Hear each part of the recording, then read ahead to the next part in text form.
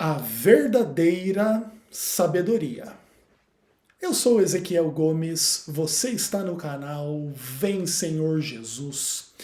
E hoje eu decidi conversar com vocês a respeito de um tema extremamente intrigante, extraordinário, instigador, que vai no âmago aí das questões sobre a existência humana, né? Que tem que ver com a discussão sobre sabedoria, né? Se a nossa consciência, a nossa percepção das coisas é o que nos diferencia de todo o reino animal e vegetal e mineral ao nosso redor que a gente conhece através dos nossos sentidos, se essa é a grande questão, o grande diferencial do ser humano no ambiente onde vive, nada mais justo do que a gente gastar um tempo pensando a respeito da sabedoria, que seria basicamente o ápice da experiência do ser humano na direção daquilo que lhe é característico, que tem que ver com sua capacidade de raciocinar em função dos seus sentidos, das suas emoções, das suas razões, do contexto da sua existência, que lhe faz questionar as coisas e buscar sentido e resposta para as coisas. Que coisas são essas? As nossas experiências, enfim, em função das quais a gente questiona a realidade, deseja alterar a realidade e deseja moldar a realidade para que ela seja o mais parecido com o ideal da nossa própria perspectiva, tá? E essa é a tarefa humana por excelência. E uma coisa que é muito interessante é que entre os seres humanos existem percepções diferentes a respeito do que realmente seja o sentido da vida, e por causa disso existem diferentes formas de sabedoria na hora de lidar com as coisas, tudo bem? Então imagine uma pessoa, por exemplo, que entende que o objetivo da vida é desfrutar ao máximo do prazer, dos bens materiais, das coisas que o mundo oferece em termos de status, poder, influência e tudo mais.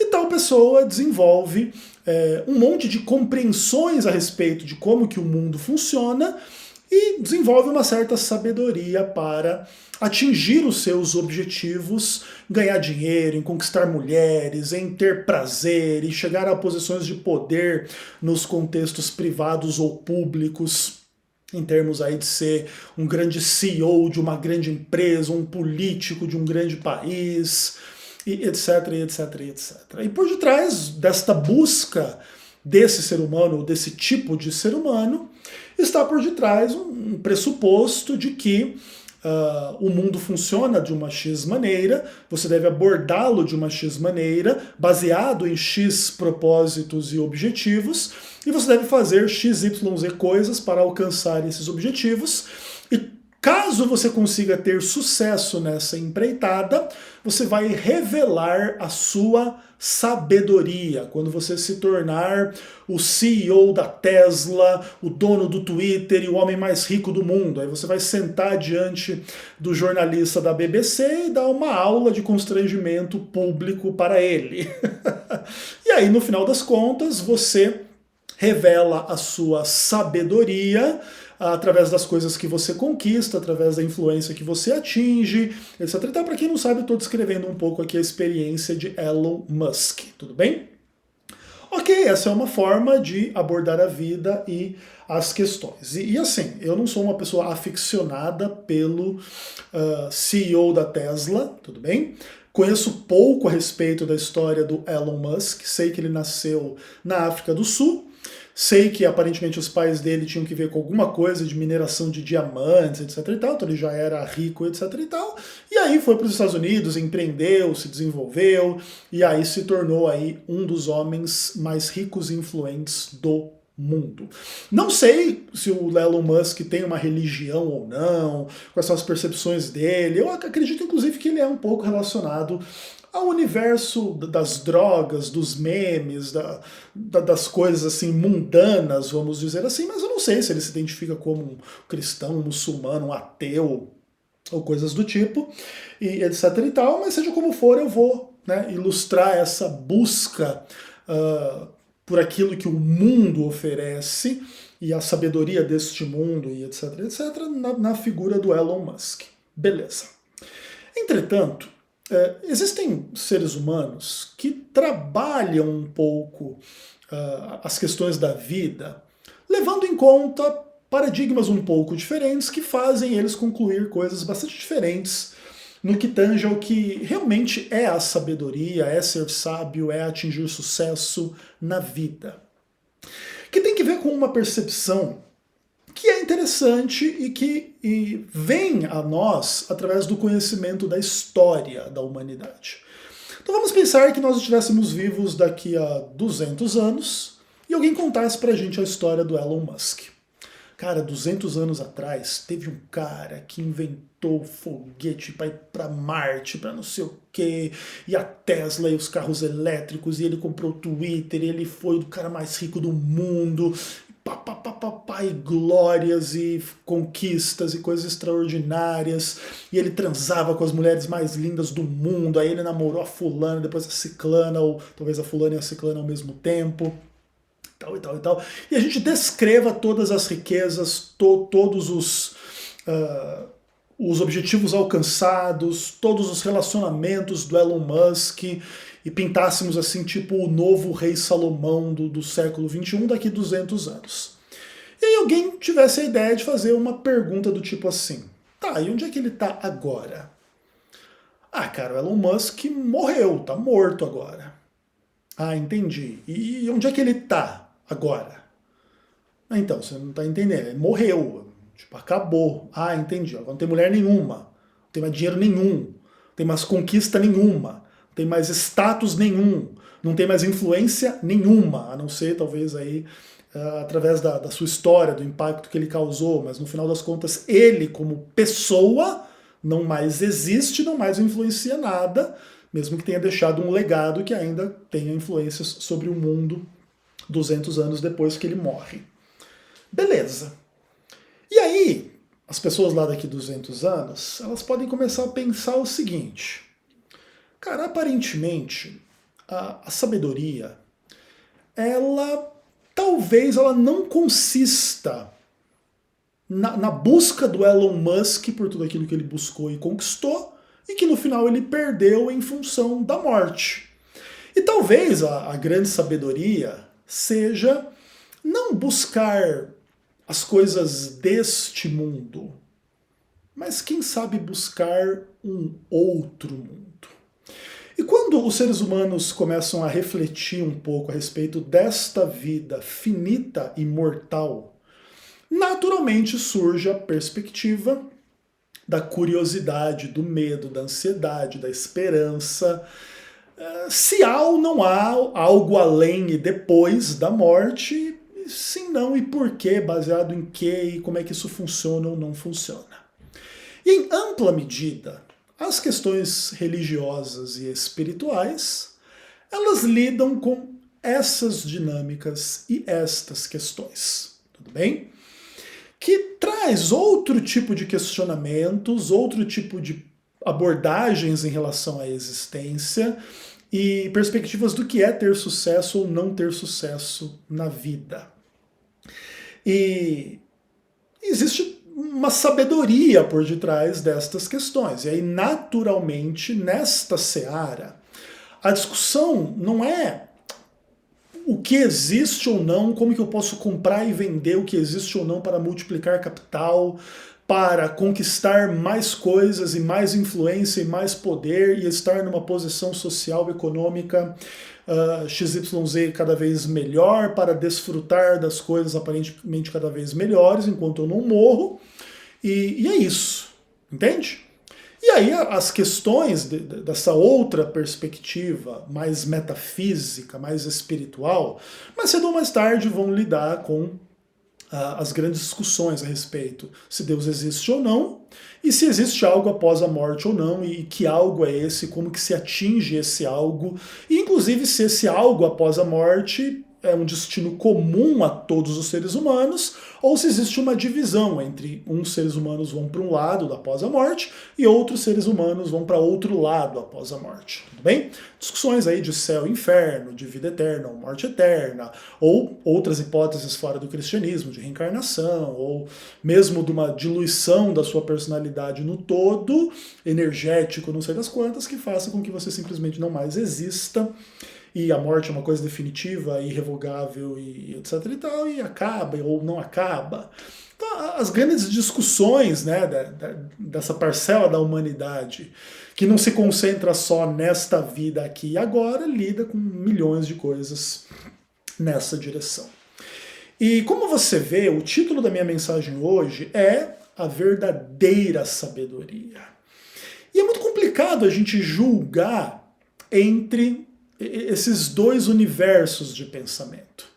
Essas pessoas que se concentram mais em serem sábias para conquistar aquilo que seria, entre aspas, bom aqui e agora, nesta vida, ou aquelas pessoas que se concentram nas questões metafísicas e do além de Deus e depois da morte, sei lá o quê, e se esse é o caminho correto a se viver. Porque, na verdade, se você for avaliar criticamente essas duas posturas possíveis, cada uma dessas posturas pode ser defendida ou atacada de forma muito pesada à luz da existência da perspectiva contrária. Então, por exemplo, imagine o Elon Musk conquistando o mundo, ganhando muita grana, transando com mulheres lindas, conquistando poder, fama, honra, glória. E aí chega um monge, um padre, um pastor lá para bater um papo com Elon Musk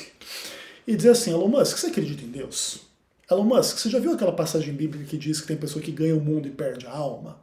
Você sabe o que vai acontecer depois da morte ou não? Você vai para o inferno e etc e tal?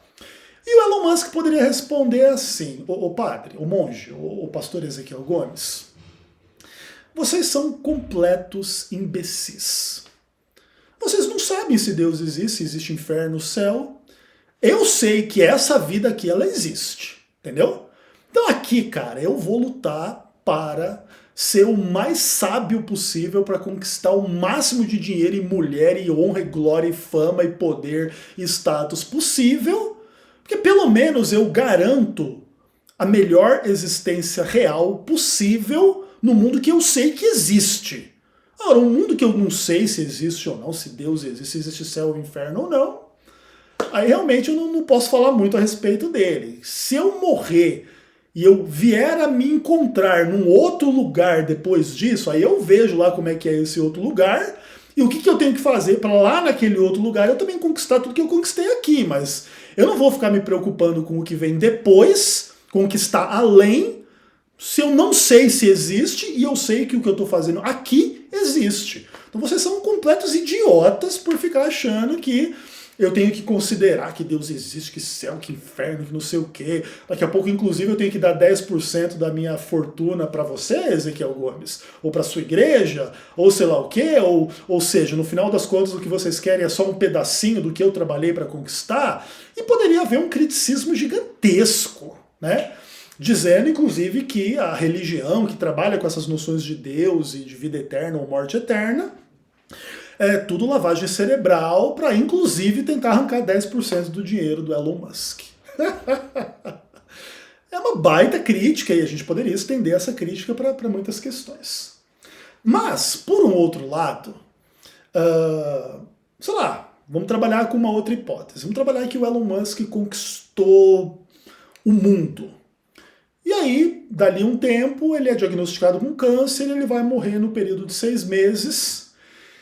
E ele que nunca tinha parado para pensar muito a respeito de Deus ou do que acontece depois da morte, daqui a pouco ele vai ter que enfrentar a morte, ele sabe disso. Ele tem acesso aos melhores médicos, aos melhores exames, aos melhores tratamentos, e não vai ter jeito, no máximo em 6 meses ele está morto. E aí o Elon Musk chega pro monge, pro pastor, pro padre, sei lá, para quem quer que seja, e começa a indagar as questões. Cara, Deus existe? O que acontece quando a gente morre depois? E agora, o padre, o monge, o pastor Ezequiel Gomes podem fazer uma baita de uma crítica ao Elon Musk. Poxa, Elon Musk, você é um dos caras mais inteligentes do mundo. Você esperou ter câncer para pensar se Deus existe ou não, irmão?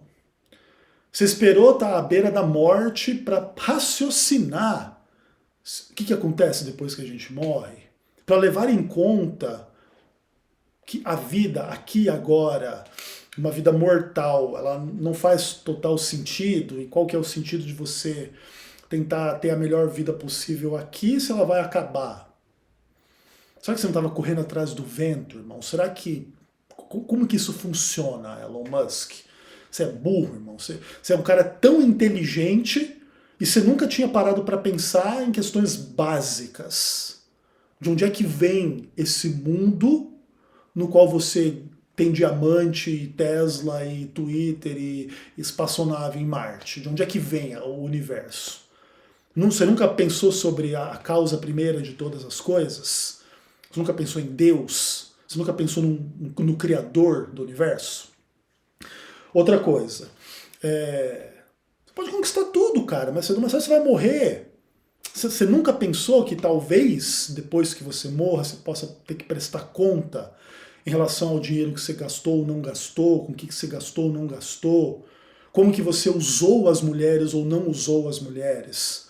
Você amava essas mulheres com as quais você se relacionava, ou para você era simplesmente uma boneca inflável animada para satisfazer apetites e prazeres sexuais? Como é que é isso, Elon Musk? Você é um idiota, irmão? Você nunca parou para pensar em nada disso? E essa também é uma baita de uma crítica, e também que a gente pode estender, assim, né, da crítica dos, entre aspas, espirituais, religiosos, que creem em questões metafísicas, para com aqueles que creem somente aqui na vida aqui e agora e tudo mais. E é muito difícil a gente julgar qual que é a verdadeira sabedoria. Mas eu queria refletir um pouco sobre isso a partir do texto bíblico. Lá no livro dos Provérbios, no capítulo 2, do verso 1 até o verso 7. Tá? Texto de Salomão, biblicamente considerado como o homem mais sábio do mundo, ainda que foi dito que quando Jesus estava na terra, né, disse assim, aqui está quem é mais sábio do que Salomão, quem é maior do que Salomão. Salomão construiu o templo, Jesus é o templo. Você destrói o templo de Salomão, ele não é construído nunca mais, na real. Você destrói o corpo de Cristo, ele está vivo 3 dias depois, ressurreto dentre os mortos. Aí já começa a ter um desnivelamento, né? Entre o homem mais sábio do mundo, que no caso não é o Elon Musk, seria o Salomão, que foi o Elon Musk da sua época, e Jesus Cristo. Mas seja como for, o Elon Musk da sua época escreveu algumas coisas muito interessantes aqui no livro dos Provérbios. E claro, existe uma crítica muito interessante a Salomão. Salomão pregava aquilo que não vivia, né? Inclusive, se você ler aqui os Provérbios de Salomão, todos esses primeiros capítulos são atribuídos a Salomão. Ele inclusive fala contra uma vida de promiscuidade mulherada, e acho que Salomão é o exemplo maior de promiscuidade mulherada, ou um dos maiores que existem aí na história do mundo, né? Ai. Salomão teve de esposas e concubinas, né? Cerca aí de 1000 mulheres. É uma mulherada gigantesca, inclusive naquela época, em termos proporcionais, né? Porque, por exemplo, hoje, quando você tem 8 bilhões de pessoas no mundo, você ter 1000 parceiros sexuais ou 1000 parceiras sexuais, não vou dizer que é simples, tá? E nem saudável, e nem que você deveria ter, mas em tese você consegue, e consegue até ir um pouco além disso, né? Inclusive eu me lembro de uma entrevista do baixista da banda Kiss, né, o Gene Simmons, que ele conta que na matemática dele, ele transou na carreira dele toda aí com mais ou menos umas 3.000 mulheres, ele conta, tá? Só que ele também ele coloca um porém, assim, ele falava assim, ó, galera, beleza, eu transei aí com umas 3.000 fãs ao redor do mundo inteiro, aí, etc. Só que assim, ó, eu também não tinha nenhum critério de qualidade, tudo bem? Não era tipo assim, as 3.000 mulheres mais lindas do mundo, não, tá? Tinha de todo jeito, de todo tipo, de todo formato. Algo na direção da filosofia caiu na rede é peixe, sabe? Então, enfim, né, um baixista de uma banda de rock aí virou 3 Salomão nessa hora, né? Mas Salomão vivia numa época em que existia muito menos gente no mundo do que hoje. E essas mulheres também, aparentemente, não eram só fãs que ele encontrava uma vez e nunca mais, né? Enfim, tinham esposas, né? E imagina a creche depois desse treco todo aqui, enfim, é uma loucura total. E Salomão, ele tem um pouco desses problemas, assim, né? De ter escrito, inspirado por Deus, um monte de coisa na Bíblia que ele mesmo não viveu, né? Então, essa é uma crítica interessante a ser feita ao Elon Musk do passado, ao nosso amigo Salomão, e que inclusive também remonta às questões assim, né, da postura mundana, carnal, pecaminosa de Salomão, idólatra e tudo mais em relação às coisas. Mas chega de enrolação, vamos lá para o texto bíblico, independentemente destas questões. Salomão ele tem algo a nos dizer sobre a sabedoria. E é interessante que o Elon Musk da sua época não foi na direção do ceticismo e do ateísmo, mas pintou a verdadeira sabedoria em outros termos. Ele escreve assim: Filho meu, se aceitares as minhas palavras e esconderes contigo os meus mandamentos, para fazeres atento à sabedoria teu ouvido, e para inclinares o coração ao entendimento, e se clamares por inteligência e por entendimento alçares a voz, se buscares a sabedoria como a prata, e como a tesouros escondido a procurares, então entenderás o temor do Senhor, e acharás o conhecimento de Deus. Porque o Senhor dá a inteligência, e da sua boca vem a inteligência e o entendimento. Ele reserva a verdadeira sabedoria para os retos, é escudo para os que caminham na sinceridade. Quando a gente tem críticas ao autor de um texto, às vezes a gente tem dificuldade de levar o referido texto a sério. Por exemplo, nós vivemos no Brasil nos últimos 10 anos, talvez, mas um pouco menos, de 2013 a 2023, um fervor político um pouco incomum na história recente do Brasil. O Brasil foi tomado por essa loucura da discussão política entre esquerdistas e direitistas e sei lá o quê, de forma muito pesada, né? Especialmente a partir do final do primeiro mandato da Dilma, do segundo mandato da Dilma, do começo ali. E o Brasil se revelou como uma nação muito inclinada a certas visões de direita que não eram tão comuns ou tão expressas publicamente, comumente no Brasil desde lá a Constituição de 88. Então, houve um reavivamento das percepções conectadas a uma direita política em contraposição aos esquerdistas. E a maioria dos grandes artistas brasileiros de um período um pouco anterior, da música popular brasileira e etc., todos se conectam à esquerda, ou a imensa maioria deles, enquanto poucos, né, são aqueles que se conectam aí ao fascismo bolsonarista, essas coisas assim desse tipo. E muita gente que gostava muito do Caetano, do Gil, do Chico Buarque, da Marisa Monte, da Gal, da Bethânia, dessa galera gigantesca aí da MPB, em função dessa treta política, foi pro lado bolsonarista de direita, e também nem toda direita é bolsonarista, é importante lembrar isso. Estamos aí para provar isso.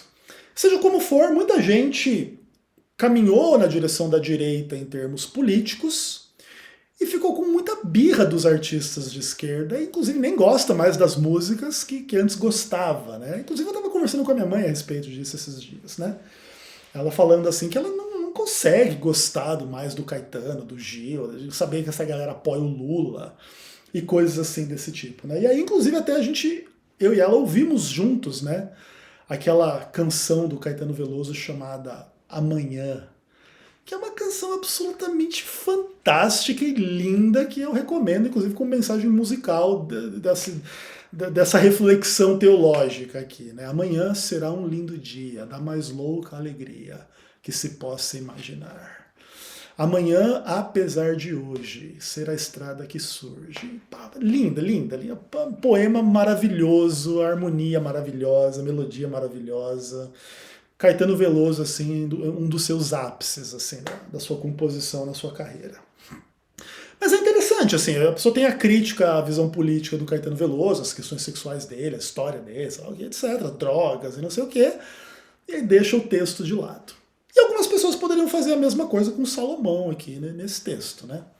Não, cara, Salomão foi tipo um roqueiro da sua época, mundano, idólatra carnal do Satanás. Eu não vou dar atenção ao que ele escreveu, não. E aí, curiosamente, o que ele escreveu por acaso está na Bíblia, né? E é interessante que Salomão escreve em primeira pessoa, mas aparentemente em vários desses contextos que a gente leu aqui, em vários desses provérbios, Deus é a pessoa que fala, né? Filho meu, se você aceitar as minhas palavras e esconderes contigo os meus mandamentos, para fazeres atento à sabedoria o teu ouvido, e para inclinares o coração ao entendimento, e se clamares por inteligência e por entendimento alçares a voz, se buscares a sabedoria como a prata, como a tesouros escondido a procurares, então entenderás o temor do Senhor e acharás o conhecimento de Deus. E aparentemente aqui Salomão fala inspirado por Deus, né? Deus falando com os seus filhos. Também a gente pode ler em primeira pessoa como Salomão mesmo falando, e também no final das contas funciona, porque na visão cristã Salomão está aqui inspirado por Deus. Falando em primeira pessoa, também fala em nome de Deus e também fala em seu próprio nome. Então nós aqui que somos filhos de Salomão, filhos do grande Elon Musk do passado, se a gente quiser ter a verdadeira sabedoria na visão do Salomão, inspirado por Deus, ou seja, na visão de Deus, a gente precisa ter algumas atitudes em relação a Deus. E isso é muito interessante. O que já pressupõe que a gente precisa, na grande discussão sobre se Deus existe ou não, já iniciar tomando um partido na polêmica. Na polêmica infinita, inclusive. E a gente tem que dar o nosso salto de fé e intuir, em função da existência da realidade, que há um criador da realidade. E este criador, ele age de tal forma que é capaz de comunicar existência ao que antes não existia, e a partir da criação existir, consegue se comunicar com ela, inclusive interagindo com ela em termos, no mínimo, de sustentando a criação para que não venha a, vamos dizer assim, decair ao prévio estágio de inexistência. Então precisa haver uma energia, precisa haver uma força, precisa haver uma estrutura, né, energética, lógica, de código, de existência no fundamento da realidade, que faça com que as coisas existam por um tempo ou por toda a eternidade. Aí vai ter a discussão se a criação ruma à destruição, ao caos, à morte de tudo o que foi criado, ou se as coisas permanecerão por toda a eternidade, que inclusive contextualiza a discussão lá da vida eterna ou da morte eterna. Então a gente tem que pressupor que Deus existe, ou a gente tem que concluir que Deus existe, e no final das contas, pressupostos e conclusões, eles meio que compartilham uma natureza importante nas percepções humanas. Em geral, as nossas conclusões a respeito da vida estão construídas já nos nossos pressupostos, Inclusive, alterar os pressupostos das pessoas a respeito da vida é uma das tarefas mais complicadas que existem, e que tem que ver, inclusive, com os nossos processos de realmente conversão. Então, por exemplo, eu que já fui ateu por muito tempo, para me tornar um cristão, tive que rever os conceitos fundamentais da minha vida. Inclusive que tem que ver com essa discussão aqui da verdadeira sabedoria. Então o Ezequiel estava no caminho do Elon Musk, queria ganhar grana e mulherada. Acho que a vida gira em torno disso, fora de Deus, né? A minha visão, humilde visão aí, não sei se alguém discorda. E no final das contas, tive o meu encontro particular com Cristo e tive que rever as minhas percepções a respeito das coisas, inclusive lá desde o fundamento das questões da existência de Deus. E se Deus existe, é capaz de criar a realidade, não haveria nenhuma razão para a gente supor que ele não é capaz de se comunicar na realidade. Ainda que esse tema seja sempre um tema absolutamente polêmico. Tanto quanto é polêmico se Deus existe ou não, é polêmico se ele se comunica ou não, e se comunica com quem e como. E por que confiar ou não confiar, né, nas diversas tradições que pretendem ter revelações divinas e que se contradizem entre si, né? Que é um pouco da discussão das religiões comparadas e que dá um pouco de trabalho, né, para a gente pensar por que ser cristão e não islâmico, e não budista, e não taoísta, não shintoísta, e não animista, e não ateu, e por que ser judeu, por que ser muçulmano, por que ser dessa linha ou daquela linha, ter XYZ convicções. Ah não, porque a Bíblia diz, tá, mas há 1 milhão de interpretações da Bíblia, há outros livros sagrados, existem aí os livros sagrados enfim, de outras tradições, aí, do hinduísmo, do budismo, das quantas, etc, etc, etc. Então essas discussões elas são gigantescas e eu não tenho a menor pretensão de simplificá-las aqui, tudo bem? Mas mais cedo ou mais tarde, o autor bíblico aqui ele vai afunilar estas discussões e ele vai nos abordar da perspectiva de que Deus existe, de que Deus se comunica e se comunicou. E agora, se você quer ter a verdadeira sabedoria, você tem que ter algumas posturas na sua vida. A primeira delas é aceitar as palavras de Deus ou de Salomão. No final das contas, acaba sendo a mesma coisa, tudo bem? Não que se confunda Salomão com Deus, mas que Salomão, neste momento, está inspirado por Deus. E o fundamento da sabedoria verdadeira nesse caso já está na experiência da liberdade. Porque você tem uma condicional que você pode obedecer ou não. Já fica implícito que se você não obedecer, se você não aceitar, você não vai ter a verdadeira sabedoria. Mas se você aceitar, você vai ter a verdadeira sabedoria. Então, no final das contas, no âmago, no fundamento da nossa relação com Deus, está uma experiência de liberdade. Ainda que essa seja uma liberdade limitada. Aqui, no caso, ela é limitada a você aceitar o que ele vai dizer ou não. Você vai aceitar o que ele disse ou não. Tudo bem? Mas se você aceitar, você precisa dar um outro passo na direção da verdadeira sabedoria, que é esconder consigo mesmo os mandamentos, as coisas que Deus vai ordenar, que vai ensinar para você, na hipótese de você aceitar o que ele diz.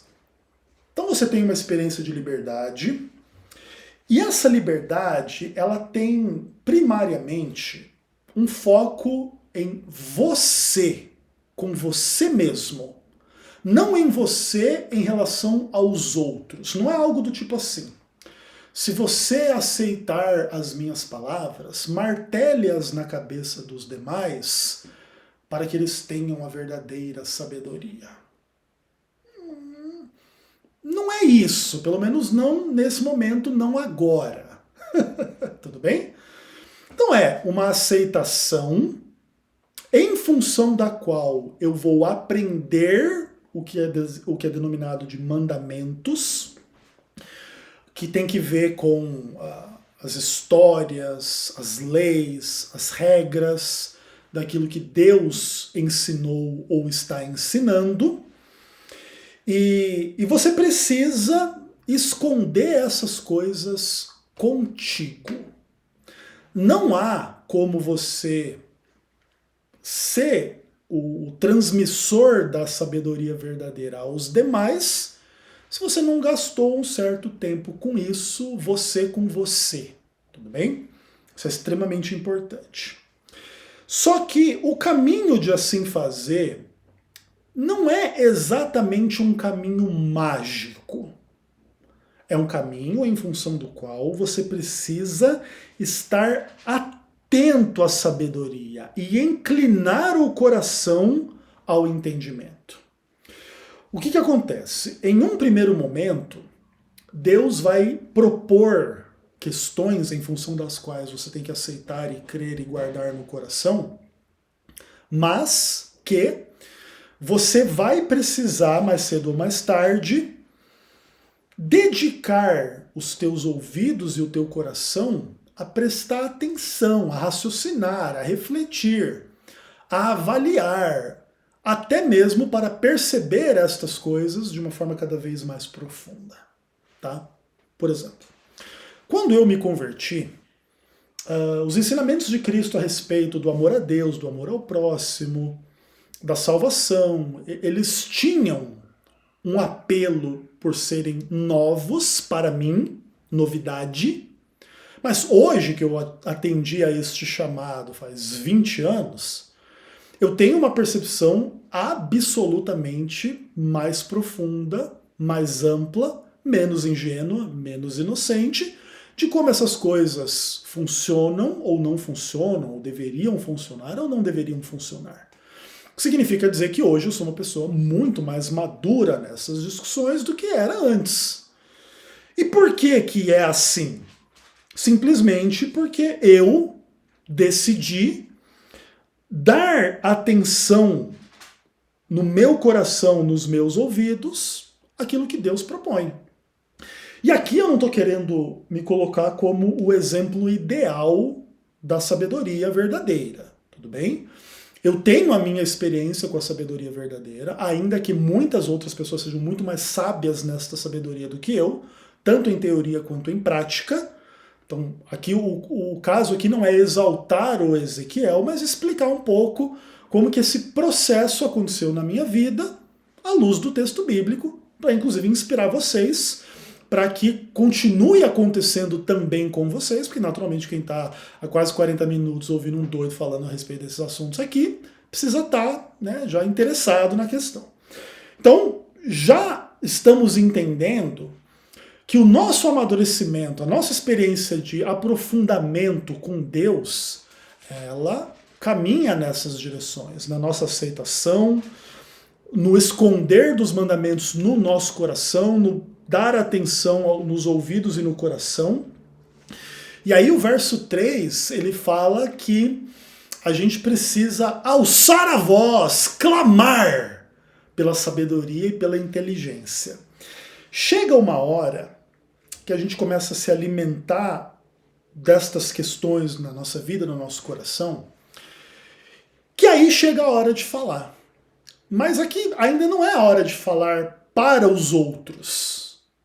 Agora é a hora de falar para os outros de que a gente precisa saber mais, que a gente quer saber mais. E que a gente... Vocês estão entendendo o que eu estou entendendo também? Deus ajuda! Tem que ver lá, inclusive, com a carta de Tiago, que diz, né? Se alguém tem falta de sabedoria, peça a Deus, que dá a todos liberalmente. Então, o que acontece? A gente aceita, a gente abraça no coração, a gente presta atenção, a gente inclina o nosso coração a pensar nessas coisas. E essas coisas também elas precisam sair do ambiente da teoria, do coração, da mente, e começar a habitar o universo do que a gente fala. Como diz inclusive a Bíblia, né? A boca fala do que o coração está cheio. E a gente precisa começar a falar, precisa começar a alçar a voz, precisa começar a clamar e pedir e buscar, que é a continuação do texto, a sabedoria. Como quem busca um tesouro, um minério escondido. O cara tem uma picareta e começa a fazer um buraco no chão até encontrar ouro, até encontrar diamante, né, Elon Musk. Até encontrar prata, até encontrar os tesouros que estão escondidos. E quando você sai da aceitação inicial até tá clamando e buscando e trabalhando por isso, aí o texto diz: então encontrarás o temor do, entenderás, né, o temor do Senhor, e encontrarás o conhecimento de Deus. Ou seja, o que aqui se explica é que não vai haver uma relação profunda com Deus sem que esses passos sejam cumpridos, amadurecidos na nossa experiência. Ninguém vai se tornar profundo com Deus, sendo um sábio na verdadeira sabedoria, sem gastar tempo, esforço, sem falar a respeito, sem pensar a respeito, sem clamar, né, e buscar por isso como quem busca um tesouro. E aí, o texto termina dizendo que nesse contexto como um todo, a gente vai reconhecer que quem deu o start dessa caminhada e que nos deu o conhecimento de si mesmo foi o próprio Deus. Não é uma coisa do tipo, eu atingi, eu conquistei, eu consegui, eu mereço, eu tenho honra, eu tenho glória, eu tenho merecimento, olha que coisa maravilhosa eu sou. É um pouco do oposto. É o Senhor que dá a sabedoria, é da boca dele que vem o entendimento. E ele reserva a verdadeira sabedoria para os retos. Ele é um escudo para os que caminham na sinceridade. Por que o conhecimento mais profundo de Deus ele demanda esse aprofundamento? Primeiro, porque Deus é profundo.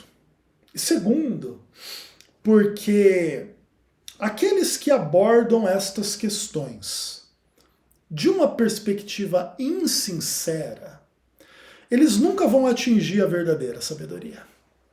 Podem ser pessoas que papagueiam discussões bíblicas e teológicas, que supostamente creem nas coisas. Existe um monte de Elon Musk cristão por aí, que no final das contas trata a igreja como uma grande oportunidade de enriquecimento e crescimento para ganhar dinheiro e fazer fama e mulherada e etc, etc, etc, etc. Inclusive tem um monte de mulher na igreja, não é verdade?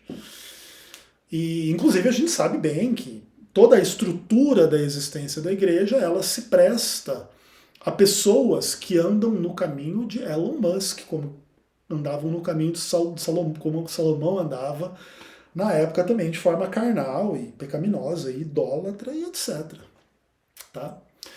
E no final das contas, a verdadeira sabedoria ela é reservada para um outro grupo de pessoas, dos quais talvez inclusive Salomão nem participou. Porque talvez Salomão é reconhecido como o homem mais sábio do mundo, e aí vamos fazer uma aplicação do mundo, não de um outro mundo, não é verdade? E talvez a gente poderia fazer, inclusive, uma comparação com João Batista, que Jesus falou que foi o maior homem nascido de mulher, talvez aí chegou um pouquinho mais longe do que Salomão, mas no final a Bíblia diz que o menor no reino dos céus é maior do que João Batista, então também tem uma diferença aí, né, vamos dizer assim. E o fato é que ninguém vai atingir uma maior maturidade, uma maior profundidade e uma verdadeira sabedoria sem sinceridade com Deus. E eu acho isso uma coisa assim muito interessante. Uma das principais razões pelas quais eu sou uma pessoa um pouco malquista em alguns círculos adventistas tem que ver com as minhas ênfases assim na nossa pecaminosidade. É uma coisa que as pessoas não gostam muito que a gente coloque. As pessoas têm um pouco de medo que, ao a gente refletir sobre a nossa pecaminosidade, e inclusive sobre a gente defender que a gente não vai vencer o pecado antes da glorificação, etc, etc, etc, como se fosse uma coisa assim de promover o pecado. É uma coisa bem interessante. Só que no final das contas, a única forma de você não se reconhecer como um pecador e não reconhecer as doutrinas em torno do pecado como doutrinas verdadeiras é você não ser sincero com Deus. É o pressuposto básico da realidade, da sinceridade, a gente reconhecer que a gente é um nada diante de Deus, que a gente não é o que a gente deveria ser, que nós não podemos arrotar santidade e superioridade moral e espiritual sobre ninguém. E isso é uma coisa muito interessante, assim, porque essa sempre foi uma bandeira minha. E eu sempre fui malquisto em alguns círculos adventistas que adoram aí viver no mundo da fantasia, do Pinóquio, da Fada Madrinha, do Saci Pererê, que eles estão assim. Falta muito pouco para eles pararem de pecar, tá? Na cabeça deles. Porque a música, porque comida, ai, porque não sei o quê. Aí eles inventam um monte de pecado que não é pecado para dizer assim, tá vendo? Eu não pequei porque hoje eu não comi nenhum pudim. Aí, ó. Pronto. Se eu não comi nenhum pudim hoje, eu estou santificado. E falta bem pouquinho para eu parar de pecar e Jesus poder voltar, porque aí eu vou salvar ele, né? Porque aí eu vou vindicar a sua honra e a sua lei. Cara, é assim, ó, é uma fantasia gigantesca que existe entre alguns adventistas, que são os perfeccionistas, né? Não são todos adventistas que pensam desta forma, mas muitos deles são assim. E assim, olha, graças a Deus eu consegui me livrar da quantidade infinita de doença mental e espiritual dentro dessa seara.